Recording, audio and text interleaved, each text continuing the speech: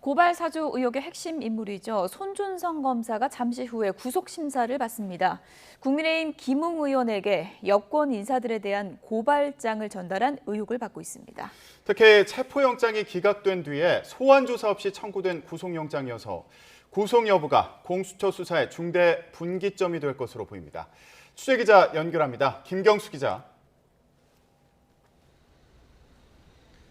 네, 서울중앙지방법원입니다. 네, 손준성 검사에 대한 구속심사 언제 열립니까? 네, 잠시 뒤 오전 10시 반 이곳 서울중앙지법에서 진행될 예정입니다. 올해 1월 출범한 공수처가 구속영장을 청구한 첫 사례인데요. 주말인 지난 23일 공수처가 구속영장을 청구하며 손 검사에게 적용한 혐의는 직권남용 등 5가지인 것으로 전해졌습니다. 구체적으로는 윤석열 전 검찰총장 시절인 지난해 4월 무렵 대검찰청 수사정보정책관으로 일하면서 부하 검사 등에게 여권 인사와 언론인 등에 대한 고발장 작성과 근거 자료 수집을 지시한 혐의입니다. 고발장과 근거 자료들은 김웅 국민의힘 의원 당시 미래통합당 총선 후보를 통해 이 사건 제보자 조성은 씨에게 전달됐는데 당시 조 씨가 받은 메시지에는 최초 발신자를 뜻하는 손준성 보냄이란 표시가 남아 있었습니다. 최근엔 김 의원이 당시 조 씨와 통화한 녹음이 공개됐는데 윤석열 전 총장 등을 언급하며 고발장 작성과 접수 방법 등을 미리 조율한 정황이 담겼습니다. 지난달 10일 김 의원과 손 검사를 압수수색하는 등 수사에 착수한 공수처는 그동안 주요 사건 관계인들과 출석 일자를 조율해 왔는데요.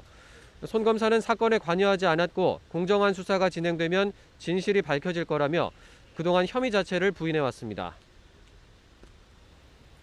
네, 그런데 지금 상황을 보면 피의자 소환 조사를 하지 않았는데 구속영장을 청구했습니다. 이건 상당히 좀 이례적인 상황이라는 평가가 나오고 있는데요. 어떤 배경일까요?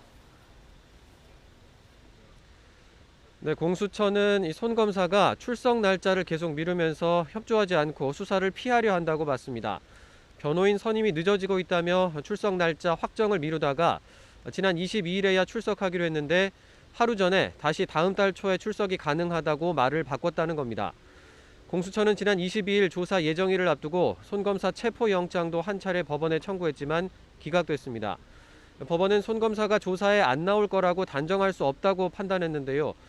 공수처는 결국 손 검사가 22일에 출석하지 않자 체포영장 재청구 대신 다음 날 곧바로 구속영장을 청구했습니다. 법관 앞에서 양측이 소명하는 기회를 가진 뒤에 판단을 받아보겠다는 일종의 승부수입니다. 하지만 손 검사 측은 출석 의사를 분명히 밝혔는데 공수처가 피의자 조사도 없이 갑자기 구속영장을 청구해서 방어권을 침해당했다고 반발했습니다. 또 공수처 검사가 대선 경선 일정 고려와 강제 수사를 운운하는 사실상 겁박 문자를 보냈다고 주장하면서 이를 공개하기도 했습니다. 오늘 법정에서 공수처와 손 검사 측이 치열하게 다툴 것으로 보이는데 결과는 밤늦게 나올 것으로 보입니다. 지금까지 서울중앙지법에서 전해드렸습니다.